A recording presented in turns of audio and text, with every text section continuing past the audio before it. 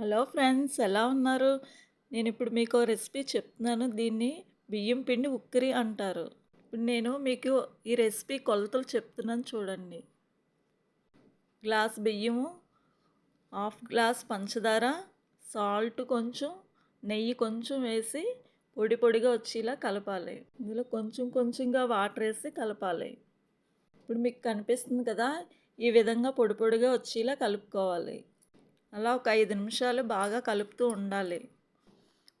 ఇలా బాగా కలిపిన మిశ్రమాన్ని పక్కన పెట్టి పొయ్యి మీద పెనం పెట్టి ఒక 5 టేబుల్ స్పూన్ల ఆయిల్ వేయాలి. బాగా మరిగిన తర్వాత ఈ మిశ్రమం అందులో వేసి డీప్ ఫ్రై చేసుకోవాలి బాగా. ఇది తినడం వల్ల బాలింతలకి బ్యాక్ పెయిన్ రాదు. కాలేజ్ స్టూడెంట్స్ కూడా బ్యాక్ పెయిన్ అంటూ ఉంటారు. ఇది తినడం వల్ల నడుం చాలా బలంగా ఉంటుంది, ఆకలి వేయదు. ఇది స్నాక్స్ కింద చేసుకోండి. నేను చూపిస్తున్న విధంగా కలర్ మారేంత వరకు వేపుకోండి.